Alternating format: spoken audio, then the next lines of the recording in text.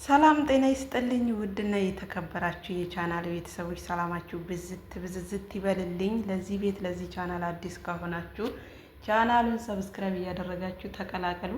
ዛሬ እንግዲህ አዲስ ለዩቲዩብም አዲስ የሆነች እንዲሁም ደግሞ ለፍቅረኛዋም አዲስ የሆነች ከፍቅረኛዋ ተገናኝታ የማይተዋወቁ ታይተው እየታወቁ ግን በአካል ያልተያዩ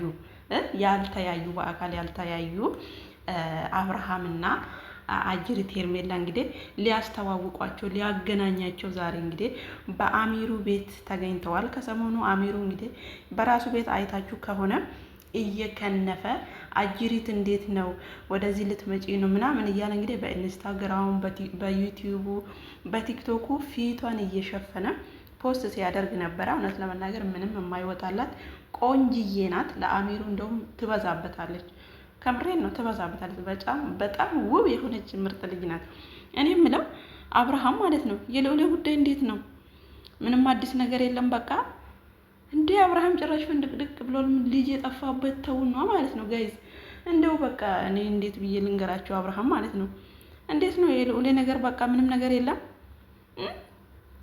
ኧረ ጋይስ ነገሩ ወዴት ነው አልገባንም። እኛን አሳውቁን። እኛ እኮ ስለ ልዑሌ በጣም እየተጨነቅን የማዳም ስራ ራሱ አልሰራ ብሎናል። የምሬን ነው። ወይኔ ልዑሌ በጣም ነው የምታሳዝነው እኮ የኔ ጌታ ማለት ነው። እዚች ጋር እንደምታዩት እንግዲህ የአሚሩን ፍቅረኛ ይዘው መጥተው ከአሚሩ ጋር እንግዲህ አጠባብሰዋል ማለት ነው። እንግዲህ ከሰሞኑ ደግሞ እሷም ትመጣለች። ትመጣለች ጋይስ። እኛም ደግሞ ለማየት ዝግጁ ነን። እንግዲህ ሌላ ምን ስራለን ብላችሁ ነው። እና ለማንኛውም ዌልካም ብለናል። አጅሪት ብሏል ደግሞ ስሟን ራሱ አጅሪት እያለ ነበረ ፖስት ሲያደርግ የነበረው እና ዌልካም ባክ